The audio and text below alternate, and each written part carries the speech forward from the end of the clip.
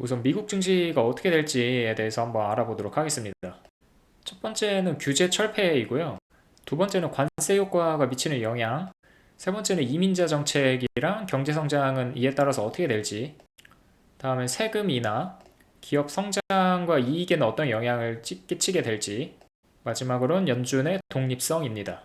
그래서 첫 번째 규제 철폐인데 이로 인해서 가장 큰 규제 완화가 예상되는 분야는 어딘가 했더니 에너지와 금융 서비스 분야라고 했습니다. 하나씩 살펴볼게요. 우선 에너지 섹터 같은 경우에는 화석연료 탐사랑 생산이 증가할 거라고 해서 이로 인해 LNG랑 기타 에너지 자원들의 수출이 증가될 걸로 예상을 하고 있고요. 결국 미국 원자재에 대한 생산 수요가 높아져서 에너지 분야가 수혜를 입지 않을까라고 예상을 하고 있습니다. 다음으로는 이제 금융 분야인데 이 부분에 있어서 상당한 변화가 예상이 된다고 합니다. 바젤3 규제 하에서 은행 자본 요구 사항이 강화되어 왔는데 이러한 규제에 대한 감독이 완화가 되고 자본 요구 사항에 대한 부분도 완화가 될 것이기 때문에 이로 인해 수혜가 예상이 된다고 합니다. 특히 100조 원 이상의 자산을 보유한 은행들에게 수혜가 될 것이라고 하고요. 다음에서 보시다시피 100조 원 이상의 자산 규모를 갖고 있는 은행들은 우리가 흔히 들어왔던 기업들, 뭐 JP 모건 체이스, 시티, 뱅크 오브 아메리카, 웰스파고 골드만삭스 뭐 이런 데들이 있고요. 이런 은행들이 대표적으로 수혜가 예상이 된다고 합니다. 이제 대표적으로 은행 초과 인출 수수료 규제인데 원래 작년 초에 바이든이 소비자들이 은행에서 돈을 출금할 때 본인 계좌에 들어있는 돈보다 많이, 그러니까 초과해서 인출을 하게 될 경우에 초과 인출 수수료를 낮추고 상한선을 설정해서 은행들이 가져가는 이익을 낮추게끔 상황을 전개시킬 예정이었습니다. 이게 올해 10월에 시행될 예정이었고요. 자산 규모 10조 원 이상인 금융기관에 적용될 예정이었는데 이러한 규제를 철폐한다고 하니 최소 10조 원 이상인 규모, 아까 보여드렸죠. 100조 원 이상의 자산 규모를 갖춘 은행들이 가장 큰 수혜를 보지 않겠느냐라고 예상하고 있습니다. 두 번째는 신용카드 연체 수수료 제한에 대한 부분인데요. 신용카드 수수료에 대한 제한이 있다 보니 추가 수익을 얻게 되지 못하잖아요. 그러니까 이러한 두 가지 규제, 첫 번째는 초과 인출 수수료, NSF가 그 얘기거든요. 그리고 방금 얘기했던 신용카드 수수료 제한, 이 두 가지 규제로 인해 은행들이 연간 95억 달러의 감소가 예정이 되어 있었는데 이제 이런 것들에 대한 뭐라 해야 되죠? 뭐 불이익이라고 해야 될까? 그런 것들이 사라지게 되니 100% 이익으로 찍히게 되는 거잖아요. 이런 숫자들이. 그래서 은행주들이 큰 수혜가 예상이 된다라고 했습니다. 첫 번째 말씀드렸던 에너지 규제 완화에 대한 부분은 이제 며칠에서 몇 주 안에 행정명령으로 수정이 가능하고요. 근데 이 금융서비스 규제에 대한 거는 법적 요건이 있기 때문에 조금 더 시간이 소요될 것이라고 합니다. 그래서 지금 취임식 때 행정명령으로 한 몇십 건 이렇게 바로 처리할 것 같거든요. 16년, 17년 그때 전례를 보면 그때 당시에 33건을 바로 한 번에 그날 취임식 날 없애버렸으니까 그래서 이번에도 그러지 않을까 싶은데 이 금융 서비스 부문에 대한 거는 그래도 최대한 빠른 시일 내에 그러니까 취임식 날 바로는 못하지만 최대한 빠른 시일 내에 완화하지 않을까 예상이 가능한 부분이고요.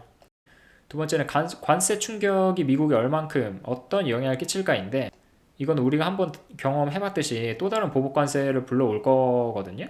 보시면 보편관세 10%랑 중국의 60% 때리게 되면 가중평균 하게 됐을 시 미국 관세는 기존 3%에서 20%로 상승하게 돼요. 여기 보이시죠? 3% 수준에서 20% 수준까지 올라가게 되는 거. 그렇다는 건 이건 결국 엄청난 물가 상승 효과를 불러일으킬 거다라고 예상을 하고 있습니다. 그래서 인플레이션이 온다라는 거는 자명한 사실이니 이를 위해서라도 무자비하게 관세를 때리고 그러진 않을 것 같고요. 단계적으로 협상카드식의 이제 관세를 부과하지 않을까 예상을 하고 있습니다. 이 국제경제정책연구소에 따르면 보편관세 10%를 부과하게 되면 개인, 그러니까 가계의 평균 지출이 연간 1,700달러가 늘어난다고 하고요. 20% 부과하게 되면은 2,700달러 상승이 예상된다고 합니다. 이렇게 가계 부담을 주어가면서까지 관세를 부과하지는 않을 것 같고요.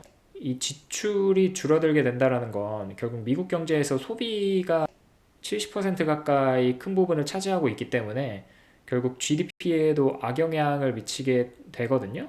그렇기 때문에 뭐 미국 증시에는 당연히 안 좋을 거고, 그래서 이렇게 무자비하게 보편관세를 때리고 그러지는 않을 것 같습니다.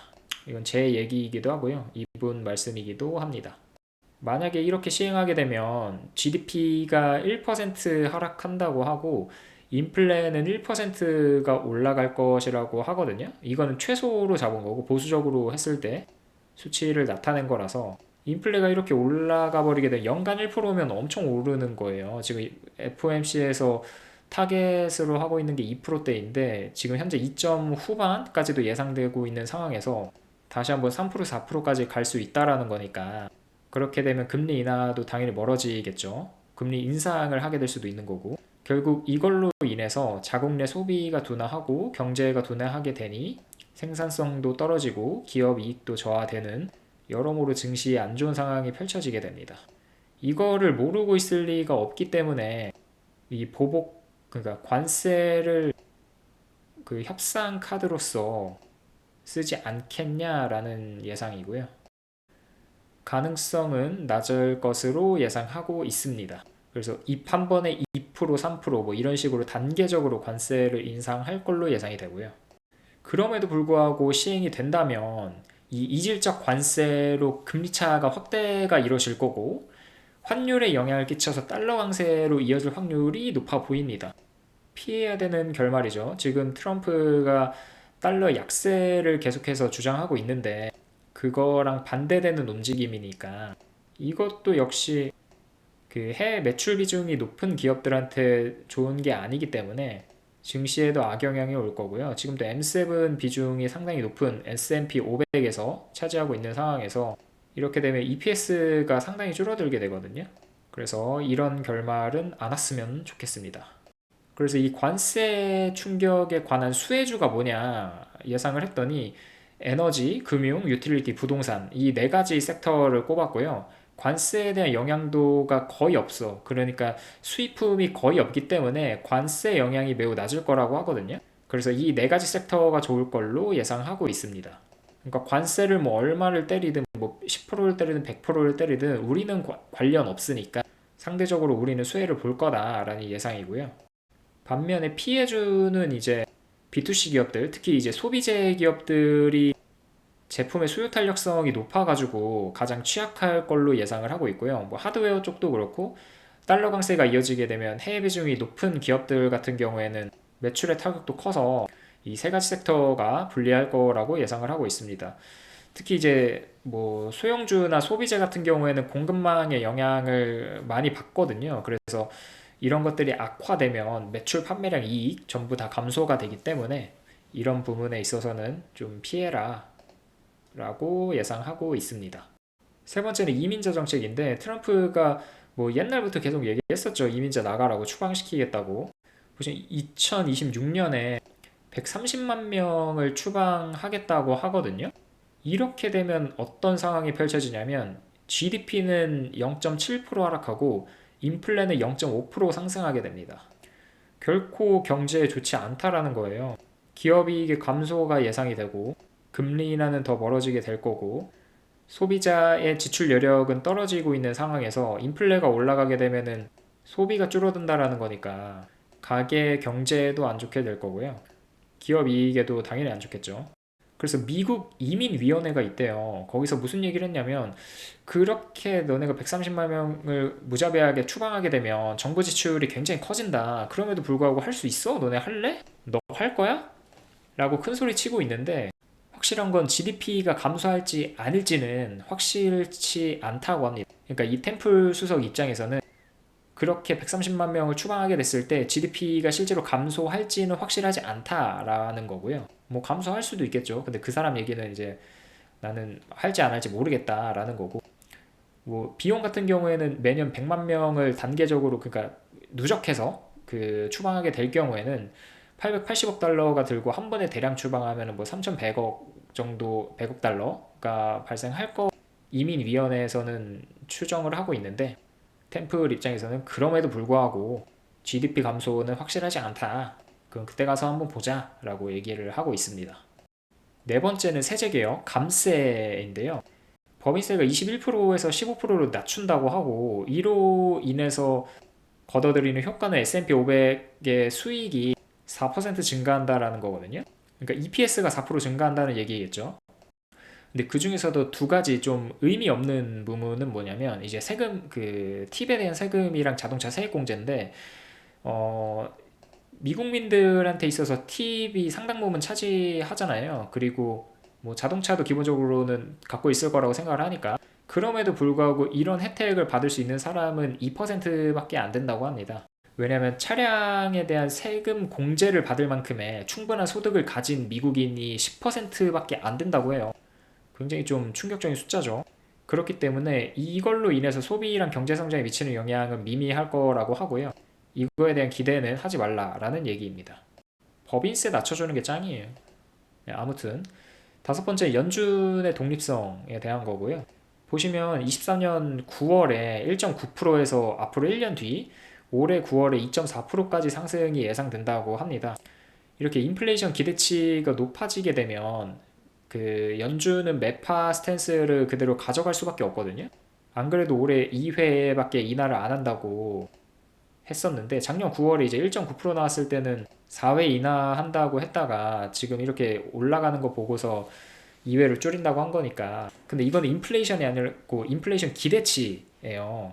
그러니까 앞으로 이만큼이 더 오를 거다라는 거기 때문에, 이 기대치가 높아지면 높아질수록 당연히, 그러니까 이건 심리니까 그 위원들 입장에서도 우려하면서 볼 수밖에 없고, 소비자 입장에서도 앞으로 인플레이션이 높아질 거라고 예상을 하게 되면 소비를 줄이게 되니까, 아니 소비를 늘리게 되니까 상품 수요가 높아져서 인플레이션의 그 상승률은 더 급격하게 올라가게 되거든요. 그러니까 더 악순환이 되는 거예요.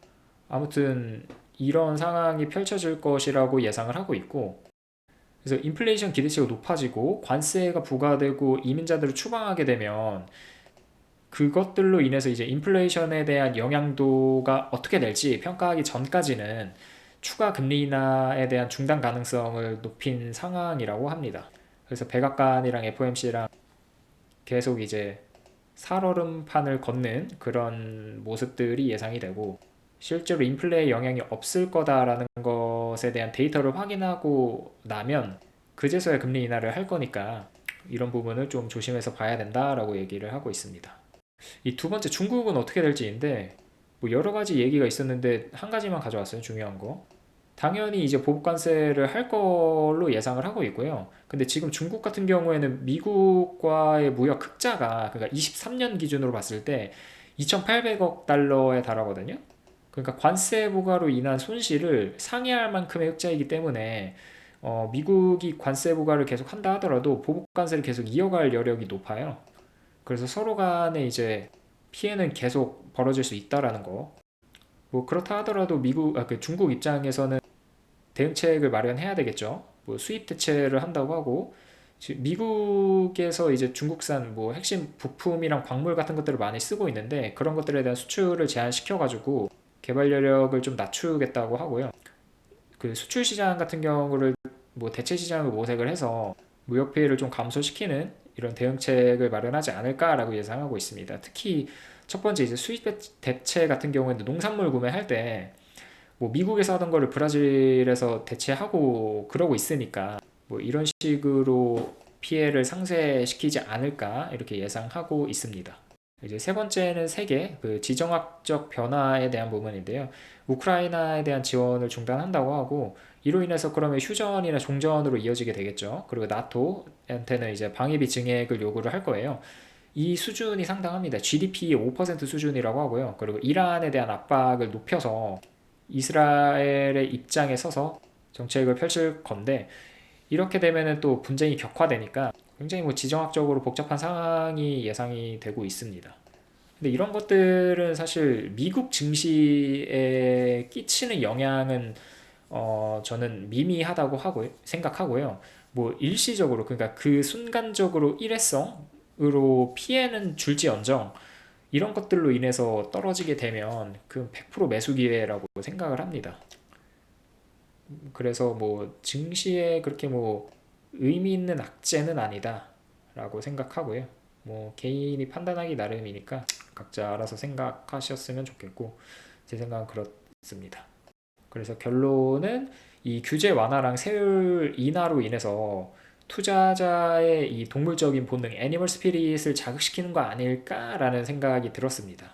왜냐하면 이 두 가지로 인해서 기업의 수익성이 증대할 것이기 때문에 지난 2년간 그 지수 상승률이 50%포인트에 달함에도 불구하고 기업의 이익이 두 자릿수로 늘어날 것으로 지금 예상이 되고 있는 상황이니까, 이런 정책적 완화의 불씨가 지펴지게 된다면 뭐 결국 기업의, 그러니까 주가라는 거는 수익성과 연관되어 있는데, 이런 것들로 인해서 기업 수익성이 늘어난다라고 하면은 주가는 좋아질 거고, 그리고 투자자 입장에서도 이런 걸로 인해서 주가가 좋아질 걸로 예상하면 바로 투입이 되잖아요. 본인들의 자본금을 다 빼서.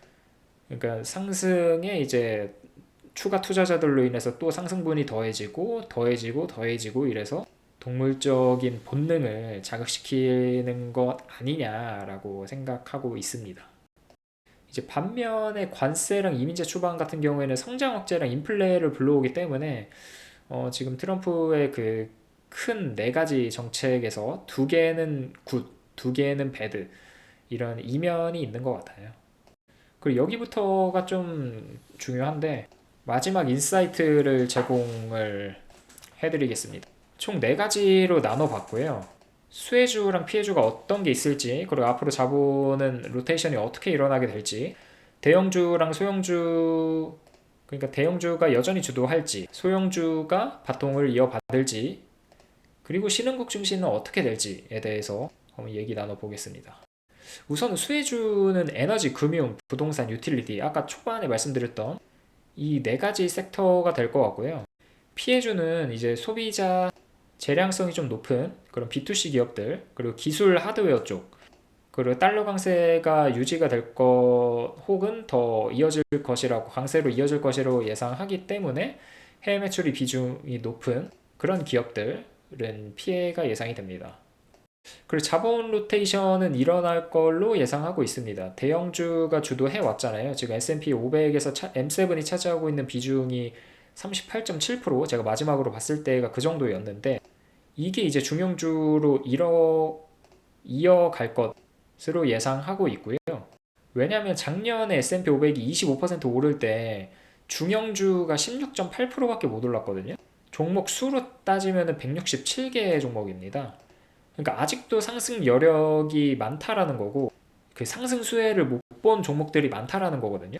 뭐 이렇게 얘기할 수도 있겠죠. 뭐 대형주라고 하면은 M7 겨우 7종목인데, 많이 봐야 10개 종목, 상위 10개 종목인데 걔는 그거밖에 안 되잖아 라고 하실 수도 있는데, S&P 500에서 차지하고 있는 비중으로 봤을 때, 그리고 S&P 500이 추가적으로 상승을 할 때 그 차지하고 있는 비중, 대형주, 중형주, 소형주, 대형주로 인해서 작년에 상당 부분 올랐기 때문에 그 갭을 메꾸기 위해서 중형주 혹은 소형주가 올라가거나 대형주가 내려오거든요. 그래서 장기적으로 봤을 때 장기 평균선에 수렴해서 주가가 형성이 되는데, 대형주가 내려오기보다는 중형주가 올라갈 것 같다라고 예상하고 있습니다.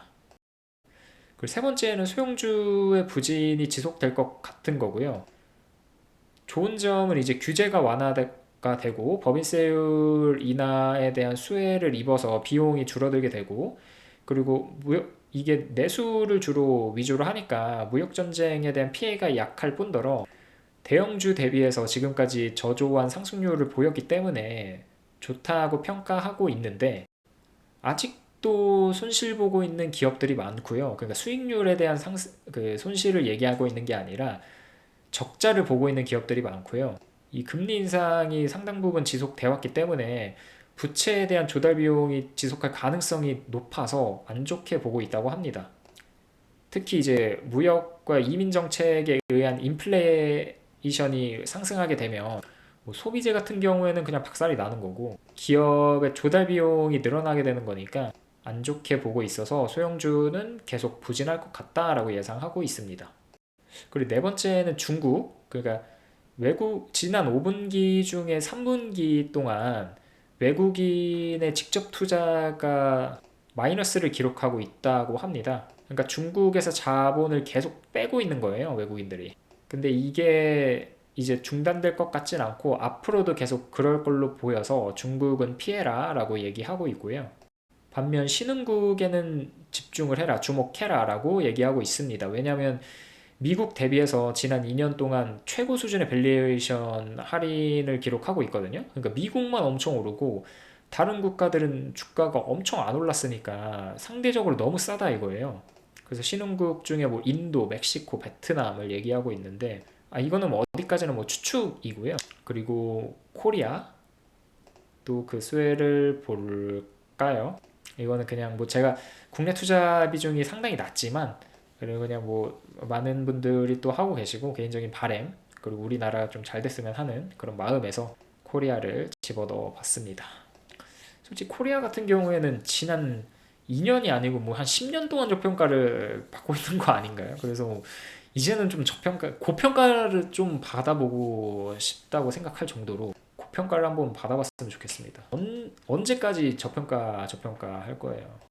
그리고 또 이 두 가지 분야 AI랑 청정에너지에 주목하라고 하고 있습니다. AI 같은 경우에는 여전히 많은 그 메가캡들이 투자를 진행하고 있기 때문에 ROI가 높은 그런 기업들에 주목하라고 하고요. 이 ROI가 뭐 투자 대비 수익률을 얘기하거든요. 그러니까 본인들이 투자한 금액 대비 얼만큼의 이익을 거둬들이고 있느냐. 그러니까 그런 곳들이 높은 회사들을 주목하라고 하고요. 청정에너지 같은 경우에는 이제 바이든 시대에 들어가지고 초반 1, 2년 바짝 이렇게 힘을 받았다가 완전 뭐 마이너스 90% 나고 막 그랬잖아요. 여전히 이제 사람들이 청정에너지 관련된 주식들을 많이 처분하고 있고 그런데 기후변화가 지속되고 있는 상황에서 청정에너지가 다시 한번 주목받을 때 됐다라고 얘기를 하고 있어요. 그래서 이 두 가지 섹터를 주목하라고 했고요. 특히 AI 같은 경우에는 기존의 대형주들이 주목을 받았다면 이제 그와 연결된 그러니까 밸류체인에 있는 그 하단에 있는 종목들이 수혜를 받지 않을까라고 예상을 하고 있습니다. 그래서 오늘의 결론을 정리하면 첫 번째 수혜주랑 피해주 어떤 섹터가 있는지 말씀드렸죠. 그런 것들 기억하는 거. 그리고 중국은 피하고 신흥국 증시에 주목하라는 거. 세 번째는 대형주에서 중형주로 로테이션이 일어날 거. 반면 소형주는 좀 부진이 지속될 거라는 거가 세 번째고요. 마지막으로는 AI 그리고 청정에너지 주식에 주목하라는 거였습니다. 네, 오늘은 그 라자드 운용사 소속 템플 수석이 발간한 그런 시장 예측 뭐 트럼프 시대에 주목받을 주식들에 대해서 알아봤고요. 다음에 다른 방송으로 찾아뵙도록 하겠습니다. 감사합니다.